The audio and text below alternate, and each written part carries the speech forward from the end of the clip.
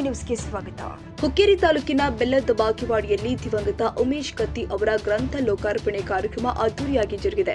ಪ್ರಾರಂಭದಲ್ಲಿ ಉತ್ತರ ಕರ್ನಾಟಕದ ಕನಸುಗಾರ, ಅಭಿವೃದ್ಧಿಯ ಹರಿಕಾರ, ನೇರ ನುಡಿಯ ಸರ್ದಾರ, ರಾಜ್ಯ ಕಂಡ ಧೀಮಂತ ನಾಯಕ ದಿವಂಗತ ಉಮೇಶ್ ಕತ್ತಿ ಅವರ ಭಾವಚಿತ್ರಕ್ಕೆ ಗಣ್ಯರಿಂದ ಮತ್ತು ವಿವಿಧ ಮಠಾಧೀಶರಿಂದ ಪುಷ್ಪ ನಮನಗಳನ್ನು ಸಲ್ಲಿಸಿ ಬಳಿಕ ದೀಪ ಪ್ರಜ್ವಲನೆ ಮಾಡಿ ಕಾರ್ಯಕ್ರಮಕ್ಕೆ ಚಾಲನೆ ಕೊಡಲಾಗಿದೆ.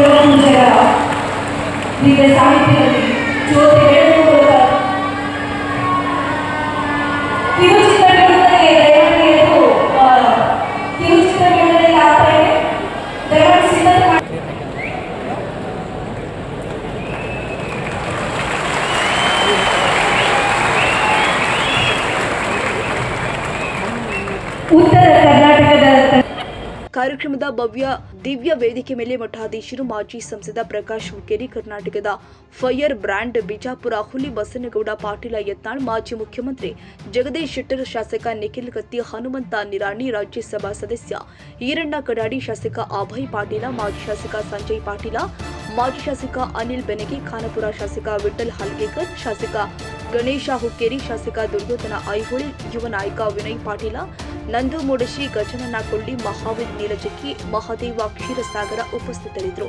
ಇನ್ನು ಕಾರ್ಯಕ್ರಮವನ್ನು ಉದ್ದೇಶಿಸಿ ರಮೇಶ್ ಕತ್ತಿ ಮಾತನಾಡಿ, ನಮ್ಮ ಕುಟುಂಬದ ವಿರುದ್ಧ ಬಹಳಷ್ಟು ಕಾಣದ ಕೈಗಳು ಕೆಲಸ ಮಾಡ್ತಾ ಇತ್ತು. ಬರುವ ದಿನಮಾನದಲ್ಲಿ ನಮ್ಮ ವಿರೋಧಿಗಳಿಗೆ ಮನೆಯಲ್ಲಿ ಕೂಡಿಸುವ ವ್ಯವಸ್ಥೆ ಮಾಡಿದ್ದೀವಿ ಅಂತ ಖಡಕ್ ಆಗಿ ಹೇಳಿದ್ದಾರೆ.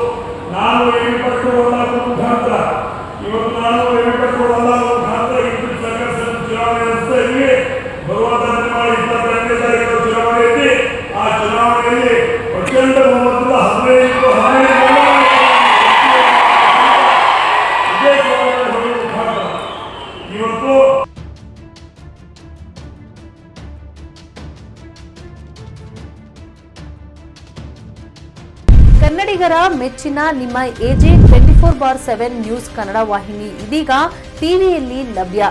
ವೇಳೆ ನೋಟಿಸ್ ಕೊಟ್ಟಿದ್ರೆ ವಾಪಸ್ ತಗೋತೀವಿ. ಇವತ್ತು ವಕ್ಫ್ ಪ್ರಾಪರ್ಟಿ ಅಂತೇಳಿ ಬರ್ತದೆ ಅಂತ ಹೇಳಿದ್ರೆ ರೈತರ ಬೀದಿಗೆ ಬಂದ್ರೆ ಏನ್ ಮಾಡ್ಬೇಕಾಗತ್ತೆ? ಯಾರು ವೋಟ್ ಹಾಕಲಿಲ್ಲ ಅಂದ್ರೆ ಗ್ಯಾರಂಟಿನೆಲ್ಲ ಸ್ಟಾಪ್ ಮಾಡ್ಬಿಡ್ತೀವಿ.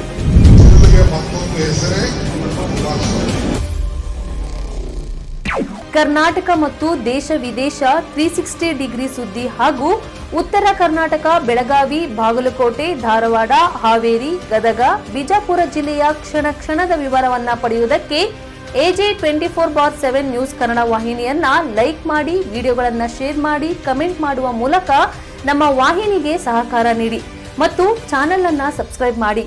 ಧನ್ಯವಾದಗಳು.